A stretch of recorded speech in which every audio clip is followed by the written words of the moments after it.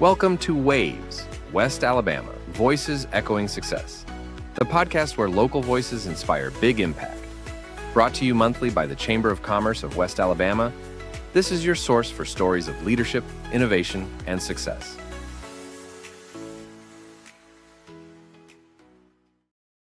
Today we have the unique opportunity to talk with one of the brightest young minds in our community, in my opinion. I may be a little bit biased, but Cade Warner with the Westervelt company. Cade, thank you for being with us. Yep, Kyle, pleasure's mine. I appreciate the opportunity. I'm both humbled and honored to be here. And let me just say, like so many of our other constituents in the Chamber membership, that Westervelt could not do what it does without the support of the Chamber of Commerce. Specifically, very impressed with you and what your team does for your local business membership. And we've talked about this before, but I'm positive that neither of us would be sitting in this room right now if it wasn't for the Chamber. And we'll talk about the company history in a little bit. Yeah. But going back 100 years ago when the company was looking for a new home and eventually arrived in Tuscaloosa, Alabama, it was largely because of the efforts of the Chamber of Commerce in recruiting what was then the Prairie States Paper Company.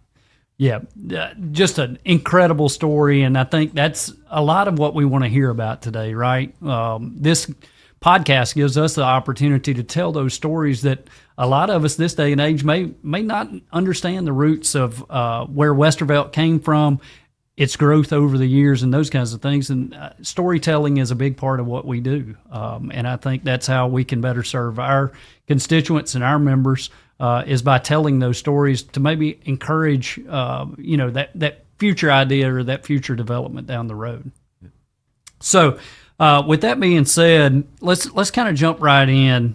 From its roots as Prairie States Paper Company to Gulf States Paper and now the Westervelt Company, can you kind of walk us through the evolution of the company and where that journey has kind of represented, West Alabama and its many facets throughout the last century? Yeah, happy to do so. So the company is 141 years old as of 2025. So there's a ton of history that we could cover, and we certainly don't have time for all of that today. So I'll just stick to the high points. But the company was founded in 1884 as the Prairie States Paper Corporation in South Bend, Indiana, by a guy named Herbert Westervelt, who was also the company's first CEO. For about the first 16 years, the company produced paper bags that largely resembled what you would buy sugar or flour in today. And then around the turn of the 20th century, the company patented a new type of grocery bag called the Easy Opener. And what made the Easy Opener special was it folded flat for easy shipping and storage. It stood up straight with a flat bottom for easy packing, and it opened with a flick of the wrist for improved bagger efficiency. And that Easy Opener design is still in use around the world today. It's what we think of as the modern grocery bag. Also around that same time, the company expanded into the South when a paper maker in Texas perfected the industrial pulping process using southern yellow pine. And this opened up everywhere from Texas to Virginia to a whole new form of economic development. And Herb was one of the first people to realize the potential of this development, and he immediately located a new mill in Texas co-located with that site I just mentioned. And so for the first time, Easy Opener paper bags were no longer made out of agricultural residue or silage and started becoming made out of southern yellow pine. He pretty quickly followed that up by building his own pulping facility in Braithwaite, Louisiana. And while this was a great location because it was had close proximity to the Mississippi River and could access all the existing bag facilities throughout the Midwest, that site had numerous, call it natural disaster issues. I was about to say, a lot of this history we can be thankful for a hurricane, right? Absolutely, multiple hurricanes, 200-year flood events, as well as a big fire. And after the third one, it became abundantly clear that they needed to find a new location. So they did this south-wide search, and ultimately decided to go all in on Tuscaloosa, Alabama, in 1927. And a lot of that was at the beck and call of the Chamber of Commerce of West Alabama, who was putting out marketing material and engaging directly with large industrial manufacturing firms, and specifically what was then the Prairie States Paper Company. The reason they chose West Alabama was because the community opened their arms and invited them in very kindly, but also because Tuscaloosa falls right within the vast pine belt of West Alabama. Another reason was that Tuscaloosa sits at the terminus of one of the most navigable waterways in the country, the Black Warrior River, which flowed all the way down to the Port of Mobile, which allowed them to get material into the Gulf of Mexico, get it back over to the Mississippi River, and access all of their facilities throughout the Midwest. And then finally, we had an abundant and highly skilled labor force with the University of Alabama here. So in 1927, the company began construction on what was then the largest pulp and paper operation in the U.S. South. It was also the first modern industrial paper operation in the state of Alabama. And in 1929, when that facility opened, the company consolidated all of its operations from Mexico to New York up into Indiana and Illinois, all into Tuscaloosa, Alabama. And we've been here ever since. Around that time, the company also changed its name to Gulf States Paper Corporation, and that's when the transition really took place. Another important thing happened around that time. So Herbert's daughter, Mildred, had begun working with the company in the early 1910s, and she'd become an executive in around 1917, 1918. She officially became CEO in 1938, but she started running the company for all intents and purposes in 1927 with the move. And we have a few sayings around the company, one of which is her vision became our legacy. And that's because from that moment in time, the company's future really transformed. She took us on a different pathway, built on what her father had created, but greatly transformed the company. And as an example, during her tenure, the company acquired around 350,000 acres of timberland, all in west central Alabama. It expanded that Tuscaloosa facility multiple times to become the largest producer of paper bags and grocery sacks in the world. It created a forestry division to manage all the company's timberland, as well as to partner with neighboring private landowners to manage their holdings in a more sustainable way. Also created the company's recreation division, hired the industry's first wildlife biologist, a guy named Ray Redmond, started actively managing our lands to reintroduce and sustainably manage eastern turkey and white-tailed deer that had been subsistence hunted to the point of being very rare in this part of the world. And then in her final years, she oversaw the building and construction of the paper facility in Demopolis, Alabama, which is still running today, now as Smurfit Westrock. Yeah, and I know we'll get into a little bit more of this just a touch later, but I mean, we could do an entire segment on Miss Mildred in and of itself, right? From the political kind of, she was filling a space that at that time in our country, I mean, females did not have those opportunities, right? Absolutely. And, after she retired in 1957, her son, Jack Warner, took over as CEO, and he'd hold that spot for about the next 40 years, so into the late 90s. And Jack had previously run the forestry division. He had been the VP of sales for the paper elements of the company. But he grew into that role over a relatively short period of time, and we never looked back. And so, like Mildred, Jack took us to a totally different echelon of business performance. During his tenure, the company transitioned from called a single product, single mill operation to one of the nation's premier private corporations with multiple divisions spanning a national footprint. Specifically during his time, the company expanded away from that single line easy opener paper bag to include other paper products such as bleached sulfate board, folding cartons, paper plates, school and office supplies. But we also started the building of our wood products business with molded wood products, lumber, and a few other related products. And then he also started what we call the recreation business as well as our real estate business. He grew the timberland holdings as well. He continued to grow on what his mother had created. He started the tree breeding program that we still operate today. So we grow all of our own seedlings and replant every acre that we harvest with our own genetics.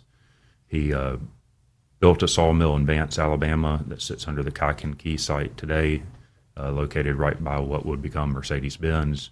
He also acquired a company called Loper Lumber and another called Log Industries during that time. And then maybe one of the things he's better known for was building out the headquarters on River Road, what is now Jack Warner Parkway, and we're still in that building today.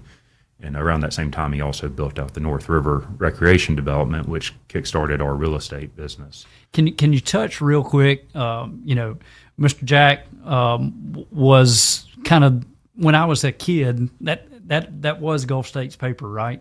To me, in my eyes, and as I grew up and got into the college years and those kinds of things. But the question comes up a lot, that the kind of the Asian flair of both y'all's corporate headquarters as well as North River, but that had something to do with his history as well. Correct. Yep. So he had gone to an institution called Culver Military Academy in Indiana, which was a cavalry academy. and he actually served in the last horseback-ridden cavalry unit to see U.S. Armed Forces action. And they weren't on their horses long. They very quickly traded in for mules, but they were in the Burma theater of war during World War II. So showed up in Burma, managing supply chains, traversed the mountains, and I think they went everywhere between Burma, Thailand, Vietnam, down to Singapore, Southeast China, and eventually up into Japan. And during his time there, he fell in love with a lot of the architecture. And so after the war, he comes home, he goes back to Southeast Asia and visits multiple times. And when it came time for us to build a new headquarters building, he took some of what he had seen and brought it back here. And actually, the exterior inspiration of our headquarters building is meant to resemble Katsura Palace in Kyoto, Japan. Okay. And then on the interior, there's a mixture of various Southeast Asian architectural influences. Well, and that was also the kind of the start of the art collection and the influence that you guys as a company have had in that space throughout the country and world, to be honest. That's correct. His mother Mildred had collected quite a bit of art, and she was also very much into restoring old antebellum buildings. The President's Mansion on campus is one. University Club would be another. But my grandfather had developed an appreciation and love for art by watching his mother collect art. And he was something of an art collector at that time himself.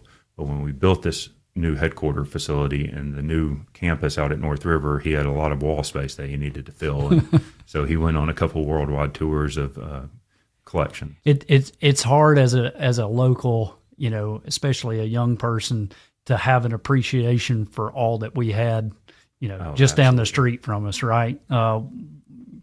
Growing up at North River and those kinds of things, and having people from all over the world come out there to visit, and I really didn't have a good understanding of what was right there before me. Nor did I, but it's truly one of a kind. Yeah, no doubt.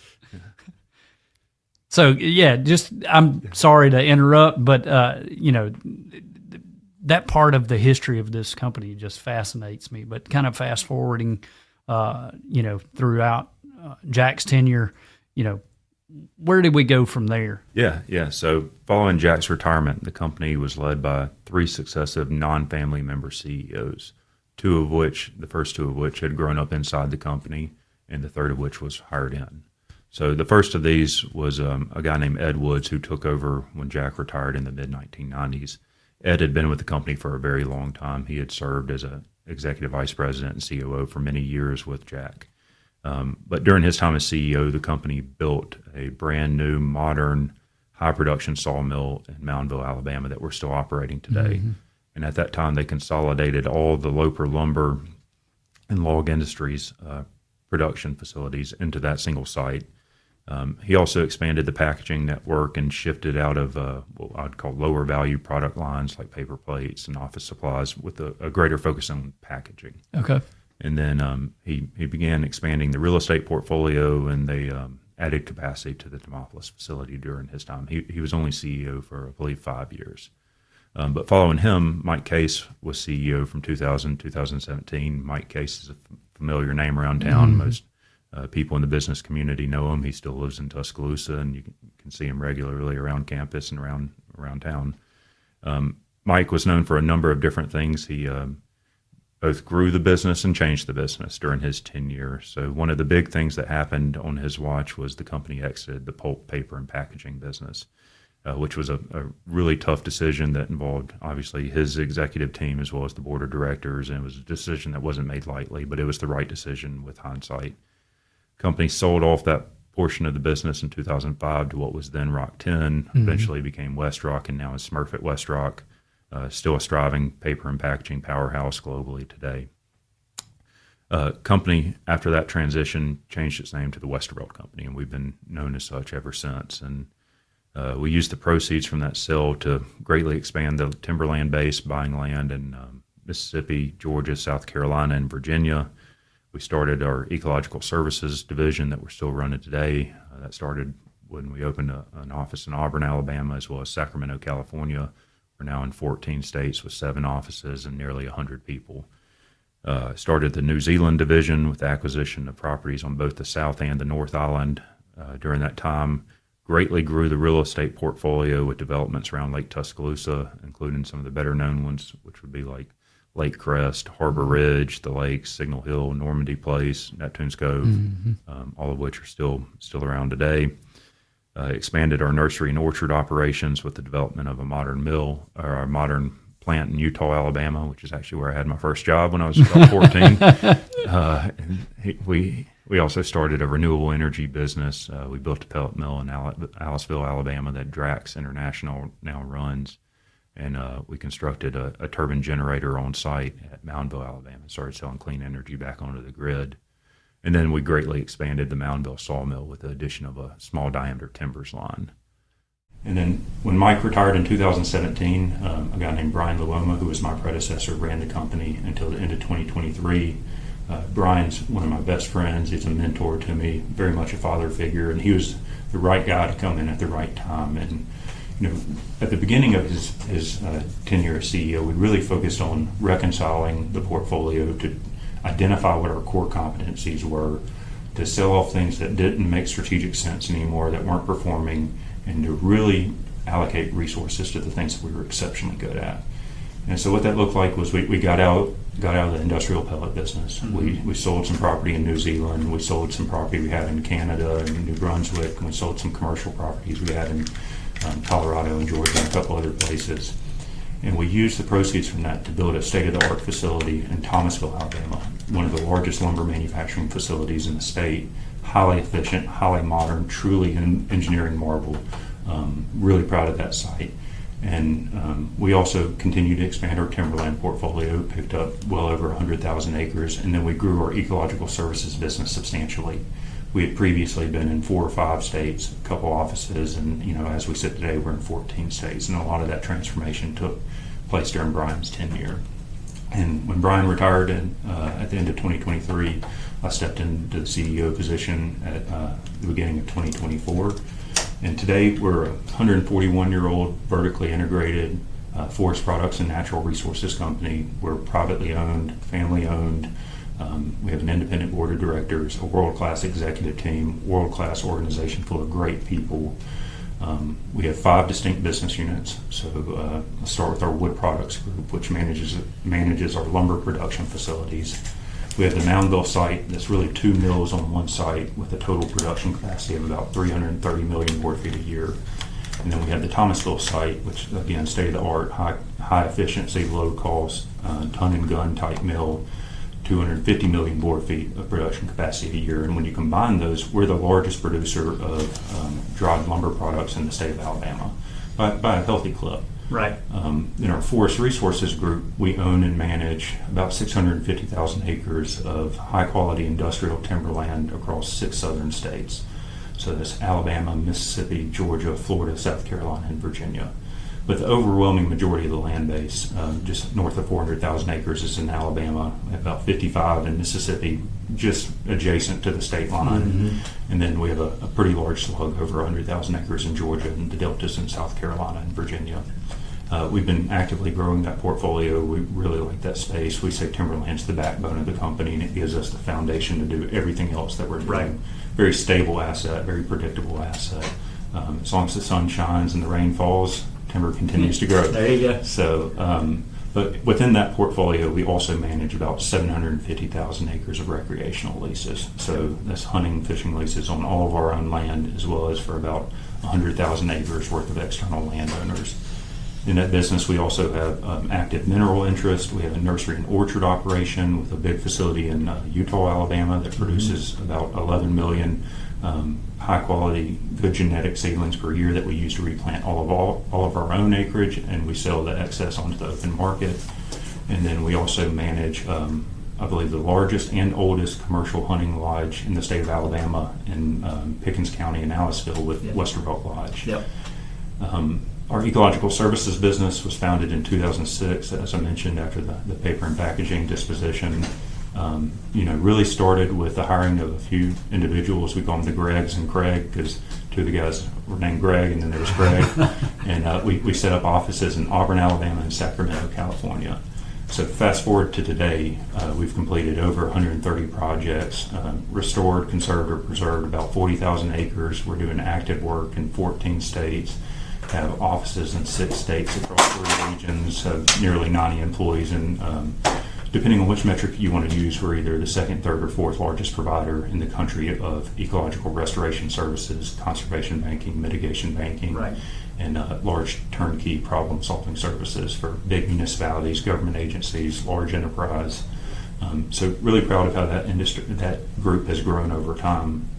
Then there's our real estate business, which has been cyclical over the years. So as the path of progress around Tuscaloosa has expanded and evolved, that's created opportunities. And when we reach the perimeter of those opportunities, it's kind of slowed down and picked up. And we're kind of in acceleration mode right now with some recent infrastructure investments that the city's made, specifically McWright's Ferry. And but traditionally, curb and gutter, suburban, residential development, high-end, middle-income plus type offering. But as we've grown, we've ventured into other unique kind of market positions, what we call mini farms or estate lots. These are areas where you have more green space, kind of on that urban-rural divide, where you get urban amenities, but you have the feeling of being in a rural community. And we've expanded beyond Tuscaloosa County to do work in Shelby County, and we're starting to do work in Bryan County around Savannah, Georgia. Okay. And so really excited about where that business is going. And then finally, we have our New Zealand operations, which has evolved over time. But today we have one large single contiguous property on the North Island called Paranui. And Paranui is its own little diverse set of activities. So it's a forestry play, it's an agricultural play, it's a recreation play, it's a hospitality play, and it's an ecotourism play. So in and of itself, it's a very complex but also very fun little business. And that's who we are today. So we're sustainable long-term stewards of natural resources, we're disciplined capital allocators, and we're long-term community members. So what I heard from that is we could look forward to maybe a chamber benchmarking trip to New Zealand at some point down the road. Sounds like a great opportunity. Sign me up. There you go. Hey, listen, so you mentioned a lot of the history of the company, but and similarly, my background is from a family business, obviously a lot smaller in scope than what you guys are. But as a 5th generation member of your family that has helped lead the company, how do you balance the responsibility of honoring the legacy that is your family and its history with steering a modern, dynamic business that is ever evolving? Yeah, well, it's tough, let me say that, but I'll just start by saying I'm incredibly proud to be part of such an iconic and enduring organization that has created so much value for so many stakeholders over such an extended period of time. I'm incredibly proud of the legacy of the company. I'm incredibly proud of the legacy of family ownership, community involvement, industry involvement, and just being a good participant in the larger capital business enterprise of the United States. There's a lot to be proud of there, and I'm tremendously proud of it. Having grown up around the company, I understand at a very visceral level the value that it creates for all of our stakeholders, be it our employees, our customers, our suppliers, our community members, our shareholders, our partners, all of the people that benefit from our existence and our success. I've seen it firsthand since I was a child. I've had it ingrained into me, how important of an organization this is, and that we're truly part of something bigger. And I believe that. I'm the 7th CEO in 140 years, which by definition is an outlier. It's an anomaly. No doubt. Especially today when you see CEO tenures last 4 to 7 years on average. Average tenure prior to me was 20 plus years. And so here I am as the 7th CEO in 140 years. Truly see it as a privilege to have the opportunity to occupy this seat. With a long runway, might I add, too. I sure hope so. Young guy, so we expect you to be there for a long time. I got to perform, but I sure hope so. I got a great team around me, and I have no doubt the organization's going to perform and succeed. So I hope I'm here for a very long time. We all do. But it's a great privilege, and I was always taught, and I've always believed, with great privilege comes great responsibility. So I take this responsibility extremely serious. Other than my family, there's nothing that matters to me in the world. And I work as hard as I can. I try and be the leader the organization deserves. I try to empower our people to do better, to be better for themselves, for the company, for the community, and for society at large. And that all really means something to me. It's not just hyperbole and me saying that. It's really how I feel and the values that I have. The company, in my mind, as I mentioned earlier, we're part of something bigger, whether it's the products we're producing, the processes that we're implementing or operating, the places that we call home, or the places that we manage, or the people that are involved with us. We're part of something bigger. And we're a little unique. We approach things from a position of trying to optimize stakeholder value. And a lot of organizations you'll talk to approach things from trying to optimize shareholder value. Mm-hmm. And so I'm changing two words, a little nuance, but profound implications. Right. When I say optimize, we're trying to make sure everybody is benefiting without doing so at the expense of one or the other. And when I say stakeholders, I'm capturing everybody involved in the process and the system. And that goes beyond our 800 some odd employees to include the thousands of suppliers and partners and customers that we work with, and then the tens of thousands, if not hundreds of thousands of community members that we're engaged with, and our existence has a direct economic impact on. So I take all of that very, very seriously. I see my role as moving the ball further down the field and leaving the organization in a better position than I found it. And while I want to be an agent of progress in the company and within the community, at the heart of it, that's my job, is to better position the organization for the success in the future in a way that honors everything that's come before me in the 141 years prior to my involvement in this role, and everyone that will come after me in the next 140 plus years. And we have a saying around Westervelt that we think in quarter centuries, not quarter years. And that really is, again, a nuanced difference, changing one word. But as opposed to a public company where we're having to deal with the volatility and vacillations and the vagaries of public markets and investor sentiment and hostile takeovers and activism and all of that, quarterly expectations, we manage to quarter centuries. And so that allows us to approach things a little bit differently. We approach relationships differently. We approach capital allocation decisions differently. We're willing to take risks that don't make sense when you look at them on a quarterly basis. Right. And we're willing to invest for the long term, whether that be in people, whether it be in places, products, processes. We just take a longer term tenure, and that's something I'm really proud of. And then I try and back all of that up by managing our culture very actively. We do a great job recruiting. We do a great job developing people and investing in people and helping people have opportunities to succeed. But then I'm actively communicating, my leadership team's actively communicating what we call the 4 E's. And so it's really simple. The 4 E's are economics, environment, ethics, and excellence. And what we say is this is a decision-making framework. So no matter how big or how small the decision is, whether it's on the shop floor or in the boardroom, whether it's reversible or irreversible, whether it's related to a customer or otherwise, it has to meet a minimum threshold across those 4 E's. So if it's unethical, it's not getting done, it's not getting approved. If it doesn't make economic sense, not getting done, not getting approved. If it's environmentally unfriendly, we're not going to do it. And excellence just wraps all of that up, saying we're going to be the best we can be, we're going to produce the highest quality product we can in the most efficient means possible. And all of that, I think, positions us very well for whatever the future brings our way. So it honors our past, it positions us for the future, because we all acknowledge that the world is changing rapidly around us, and will continue to do so. That ball is going to keep spinning and spin faster going forward.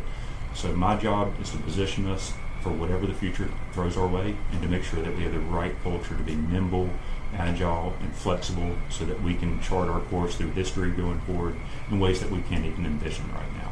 Yeah. And speaking of that history, I want to take a step back and talk about a few characters that have come along through the history of the company. And you talk about stewardship and those kinds of things, and changing course along that pathway. Mildred Westervelt Warner was a true trailblazer, right? Led the company as a female CEO in the 1940s, which was pretty much unheard of, across the country. But share with us just a little bit on how her legacy still continues to show its face within the organization today. Yeah, absolutely. So just, you said legacy. We have another little saying we use within the walls of Westervelt, and it's Mildred's vision became our legacy, because so much of what she did and so much of what she wove into our cultural fabric is still with us today. So first and foremost, she was an extremely unique individual across so many different facets and in so many different ways. And obviously I never had the opportunity to know her because she passed away long before I was born, but she was a prolific writer during her tenure as CEO. And so we have books and books and books of her writings, and I haven't read all of them, but I've read a lot of them. and I've gotten to know her through her words, and she was just such an incredible person. She was an amazing leader. She was the perfect, call it, mix of intelligence and humility, compassion and ambition, vision and execution. She was an industrialist, she was a conservationist, she was a philanthropist, and she was a full-time mother throughout. And she took the company to places I'm sure her father never thought were possible, and probably to places she never even thought were possible. And she did that all the while managing through a very trying time in human history, because she was CEO during the 1930s, 40s, and 50s. So World War II, Right. Great Depression, start of the Cold War, and she did all of that while being a out front, people first leader. She seemed to like nothing better than engaging with our customers, our employees, and our community. And she had great vision, great execution. She was not afraid to buck the trend or go against the grain. For instance, the Timberland acquisition. That's where I was headed. Yeah. So that was against her father and the board's desire. They thought the money was better spent otherwise. And I think she was very, very ahead of her times in her thinking on this one. And what she recognized was, we had all our eggs in the Tuscaloosa basket, and we wanted to be a family-owned, privately managed company for at least another few generations, and if possible, into perpetuity. And because we were going to remain private and family-owned, we would never have access to the available capital in the public markets. And many of our peers at that time were expanding rapidly, taking on significant debt, growing internationally, and we just didn't have the physical or economic means to do that. So you got all your eggs in one basket. Well, the prudent thing to do is to protect that basket at all costs. And her means of doing that was to ensure that we had a reliable supply source. And so this is when the sustainability value really comes into play. And when we talk about sustainability, yes, it's good environmental practices, it's good relationships, but it's business sustainability, thinking over the long term. And so she's looking out and she said, this is the most effective means for me to do that. So she literally acquired a circle around our operations, and what she couldn't acquire, she partnered with private landowners on, and so set up the forestry division that managed our land, also helped external landowners manage their land.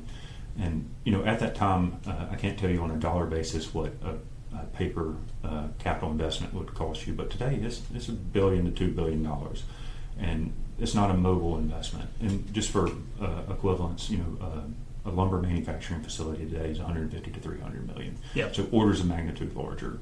And at that time in industry history, the lumber manufacturers were operating these smaller mobile units where they would cut with the woods, and that's where a lot of the negative connotations of forest management comes from, is those practices that we were not participating in.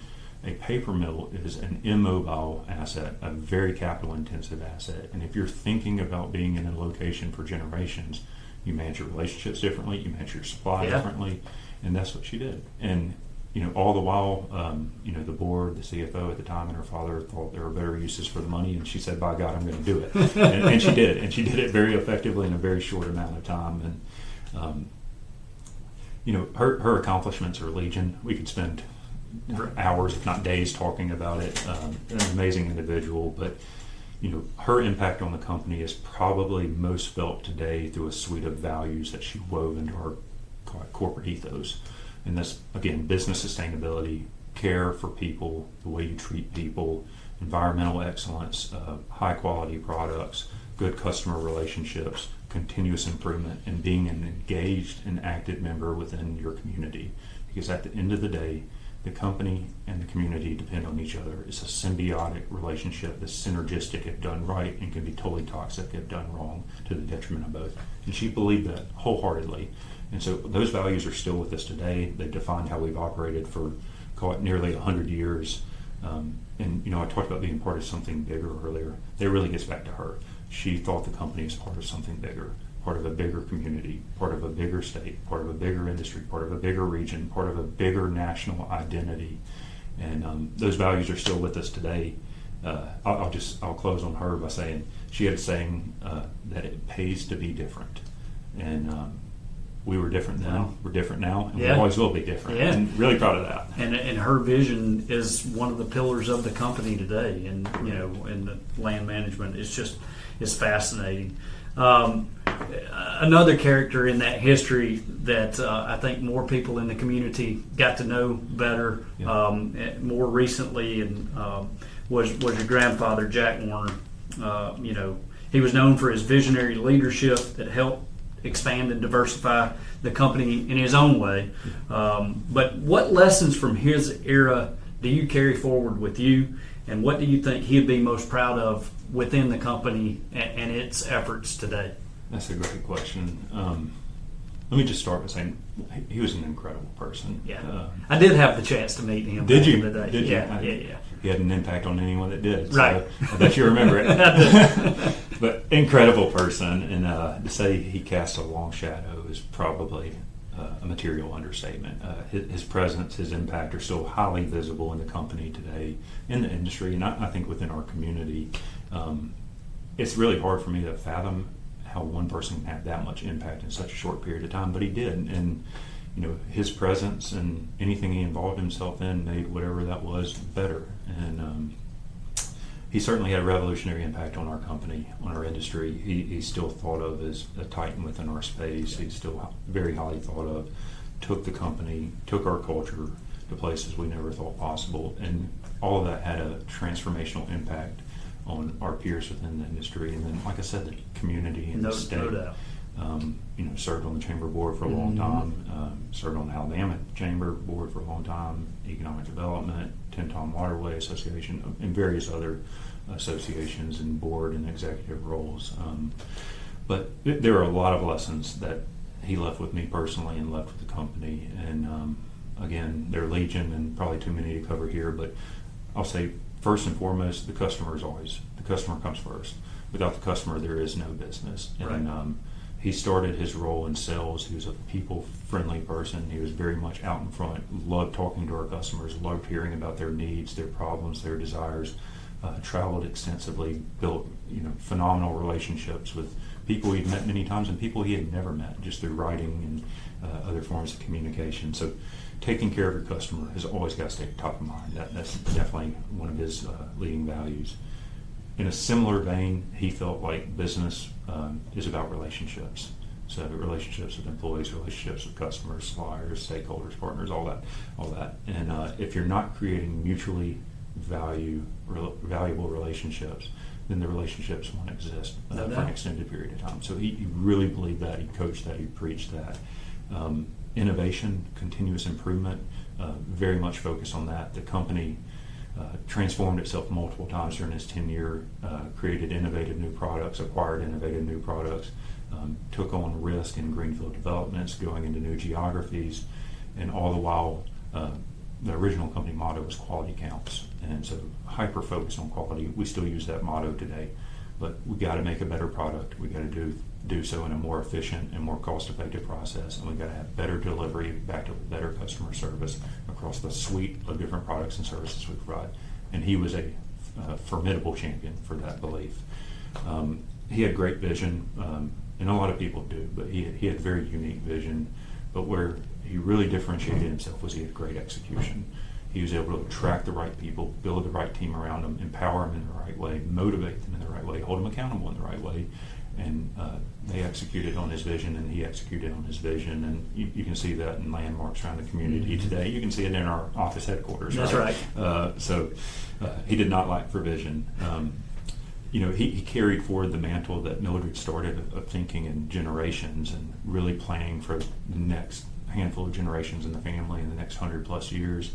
And one of the ways he approached that was not just expansion of the production lines, but diversification of product. And I mentioned all the stuff he got us into earlier. Yep. And there was a lot of stuff I didn't cover. And we've maintained that belief since. We've maintained a diversified portfolio, and we always will. Now, the structure and nature and exposures within that portfolio will vacillate over time depending on the realities on the ground. But he was a big believer in that and implemented it in a big way. One of the lessons he personally left me with, and I think this is still living within the company, is nothing great can be achieved without some form of sacrifice and risk. Yep. So to accomplish anything great, you can't shy away from one or the other, and because of that, business and life is going to be a series of successes and failures. Yep. And you have to have the emotional, and call it mental fortitude, to be conditioned to receive both, while keeping your head about you and maintaining a respectful posture. And you just got to carry on. Yeah, those people that impress me the most are the ones that stay consistent in the peaks and the valleys, Exactly. right? And that's I think the point that you're making there. Exactly. But overall, I miss him dearly. I mean, Yeah. he was more than a grandfather to me. He was a titan of industry. He was a hero. I relished and respected, his every step and every word, and I miss him dearly. And I often think, going back to your question, what he would think of the company today, and specifically and selfishly, what he would think of me Right. leading the company. And I think he'd be proud. I think he'd be proud of his son, my dad. I think he'd be proud of the broader family's involvement in the community. I think he'd be proud of what my dad has done with the company since my grandfather retired. I think he'd be proud of what I'm doing with the company. I think he'd be proud of the quality of product we're putting out, the way we treat our stakeholders. I think he'd be proud of our people. They're tenacious, creative, ambitious. They work like a team. All the things that he brought forward as an individual are still living within our culture and embodied by our people, and I know he'd be proud of that. I can't say exactly what he would Right. focus in on, but he'd be proud to know that we're well positioned for the future and we'll be sustainable and successful going forward. Well, and his imprint will be there forever. And so Absolutely. I think both within the company and within the community, people will be talking about Jack Warner for a long time from now. So, Westervelt manages over 500,000 acres in the southeast. How do you envision the company's role in sustainable land management and conservation in the next few decades? yeah, let me just start by saying we've always been a leader in this space, and we are today, and we will be in the future. It's critical that we are, and the reason I say that is historically there were more people like us in the space. There were more large private landowners that were Right. vertically integrated, and by and large that cohort largely doesn't exist anymore. With the rise of the REITs and institutional investment and consolidation within the Yep. public companies, there's just not many of us out there anymore. And I go back to what I said earlier about being sustainable long-term stewards, thinking in quarter centuries, not quarter years, managing for multiple generations, and that nuanced difference that allows us to approach things differently. So that's allowed us to approach improved forest management or intensive silviculture or research backed silvicultural decision making, or even supply chain optimization. But our approach to genetics, our approach to markets, all of that we've approached differently. And in a similar vein, and as important, and maybe even more important, the way we've approached the flora and the fauna within our forest communities. So conservation has always been a part of our management practice. And a lot of people weren't thinking like that until recently. Now that's kind of the flavor of the week for a lot of people. There's been a lot of money that's been chasing those type opportunities. And I'm not saying anything unscrupulous or misdirected is happening, but that just wasn't a common practice 20 years ago. Right. And you can go all the way back to like Mildred's early days, and she's talking about husbandry and wise use and conservation, and she was reading the Gifford Pinchots and John Muir's and Teddy Roosevelt's, Aldo Leopold's of the world, and actually implementing that in practice. And like I mentioned, she hired the first wildlife biologist in the forest products industry, a guy named Ray Redmond. His sole job was restoring eastern turkey and white-tailed deer that had been subsistence hunted to the point of being fairly rare in this part of the world. Yep. And for no economic reason whatsoever, they set aside these things called kingdom units, where they reintroduce species from around the southeast and then manage those with a very light touch for a period of 10 years while those populations reestablish themselves. And we still have that mantra today, and that's why we have our ecological services business. That's why we're dually certified in our forest management practices. So we have what's called FSC, which is Forest Stewardship Council, and SFI, which is Sustainable Forestry Initiative, certifications in place. Extremely rare to have both. I think we're the only company of our size in the Southeast, I'm almost positive that has both. Very rigorous third-party objective standards, annual audits, multiple visits each year, a lot of paperwork and data distribution, a lot of data review that goes with that. Right. But it allows us to evidence that our practices are different and that we're managing in a way that doesn't have a negative impact on the flora and fauna that make up the ecology of the landscapes we manage. I don't see any of that changing. At the end of the day, we feel at a very core level that we are stewards of the resources we manage, and we will manage them in a sustainable way going forward. We've been at the cutting edge of technology. We've been at the cutting edge of silviculture. We've been at the cutting edge of conservation. I don't see that changing. If anything, I see us doubling down on those areas going forward. And we're very engaged in constantly trying to improve our forest management practices. We're implementing what we call precision silviculture. We're implementing some pretty novel stuff around supply chain optimization and partnering with our suppliers and bringing in new constituents into our industry that have different tools, skills, and capabilities. Always integrating the latest and greatest in technology. Right now there's a lot of work around genetics and remote sensing and more efficient harvest equipment that has a lighter touch impact on the forests that we're managing.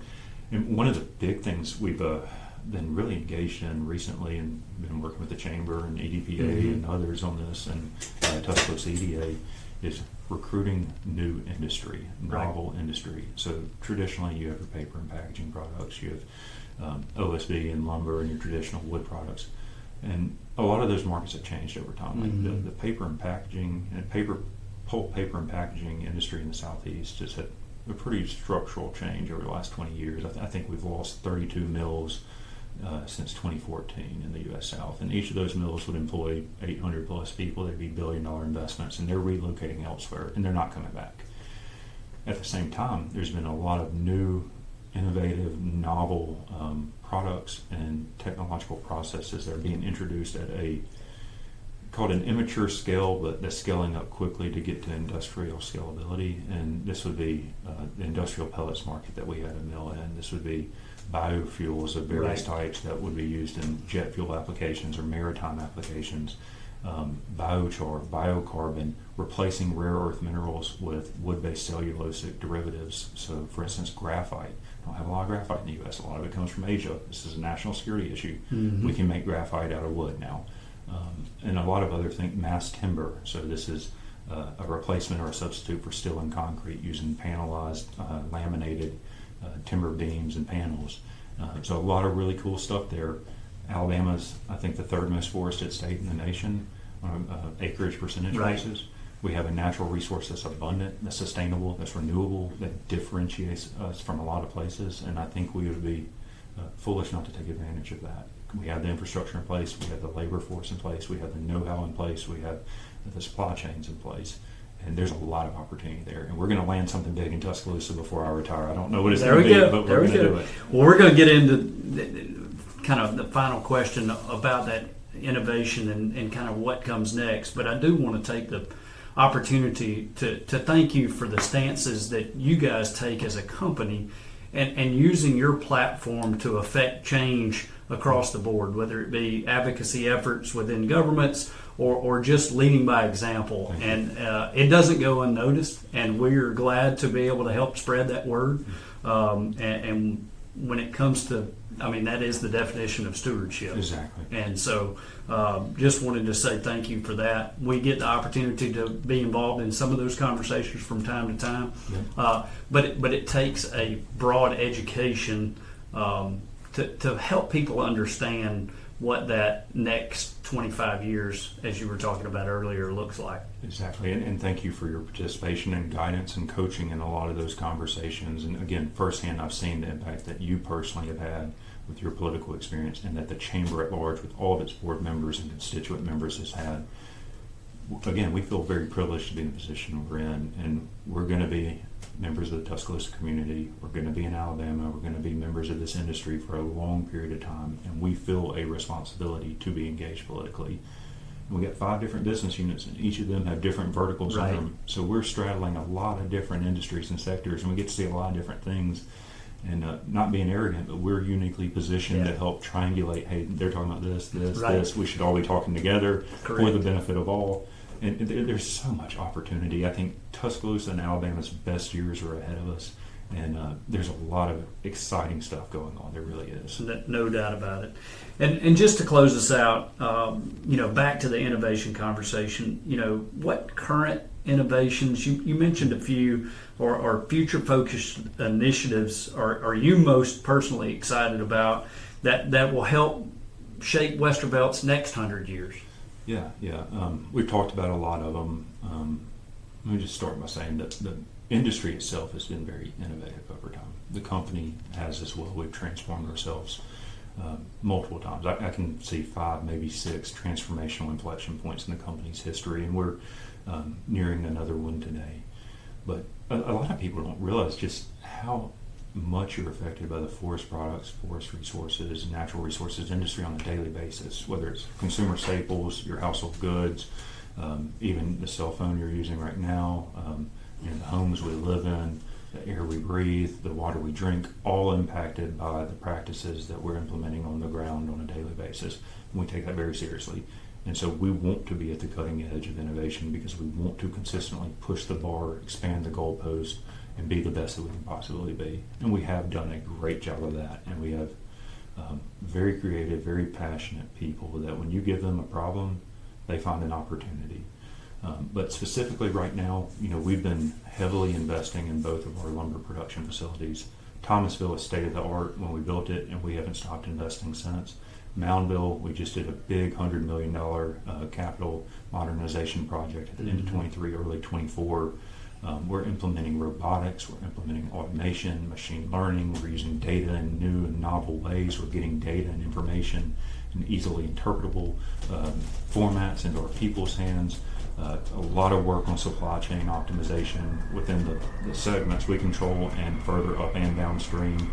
Our forest resources group, we've been managing our genetics since the early 70s, and literally we're at the cutting edge of that and very highly thought of. So managing our genetics for disease resistance and virility, production, obviously, the ability to deploy the genetics on different physiologies and different different soil types and stuff like that. But a lot of our industry is doing that.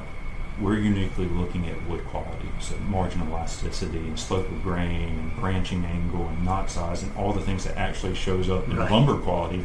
And you would never do that. All that stuff that's way over my head. Yeah, mine too.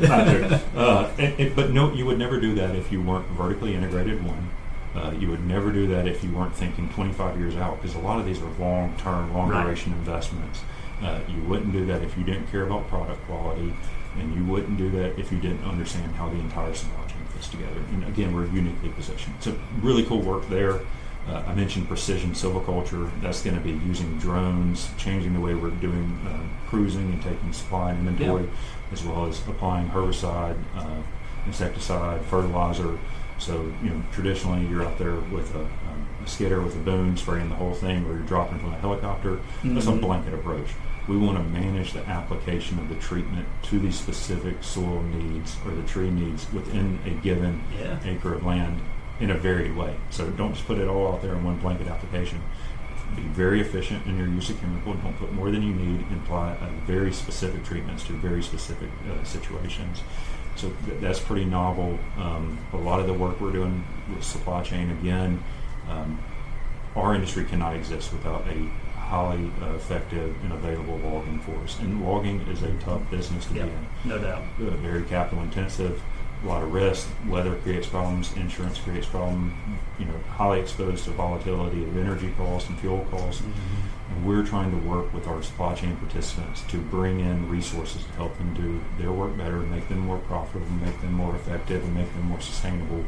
Part of that's the way we give out orders and quota. Part of that's the way we're working together in the woods. Part of that's bringing in people to help fill gaps in the supply chain. We can't do it without our suppliers. Right. You can't do it without your customers. Yep. Well, you can't deliver your customer a product without a supplier. So doing some cool stuff there.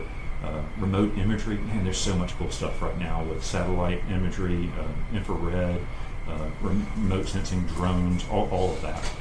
It used to be you would have someone walk through the woods and literally take sample points within a certain proximal area. You would call out trees, measure trees. Now you can fly drones through the forest, get a full video image of everything, tree quality, all the usual production or information metrics you would need to make good decisions. Combine that with satellite imagery, with infrared, we can detect leaf change. If there's a pine beetle problem, we know within a relatively short amount of time we can address it quickly. Satellites can pick up smoke, so if there's a fire, you get to it quickly. We're picking up sensitive areas in a way to know how to, the way that's different than we previously had, so we can manage them more effectively.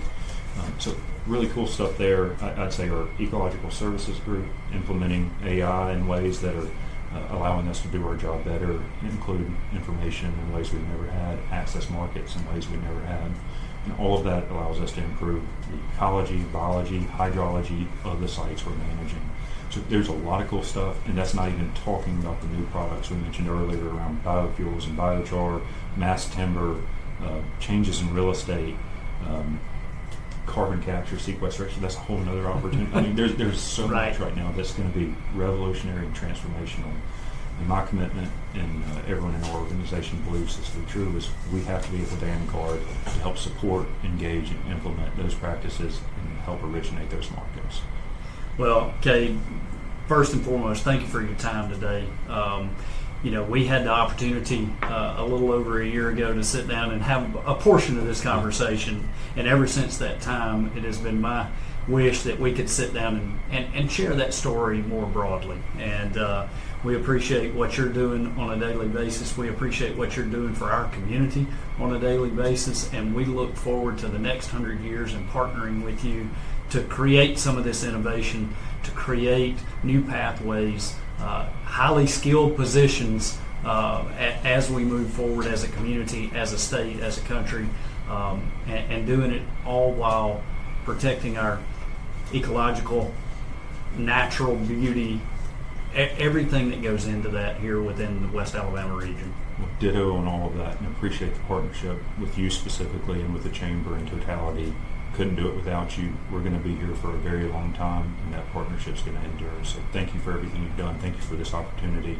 This was a lot of fun. Yeah. And I look forward to continuing to support the Chamber and you personally. And thank you, Cade. We greatly appreciate it. Again, this has been an episode of Waves, West Alabama Voices Echoing Success. Awesome. Thank you. Appreciate it. Absolutely. Thank you for joining us on Waves, West Alabama Voices Echoing Success, the official podcast of the Chamber of Commerce of West Alabama. Don't forget to subscribe and tune in next month as we continue to amplify the voices shaping the future of West Alabama. For more stories and updates, visit us online at westalabamachamber.com or follow us on social media. Until next time, keep making waves.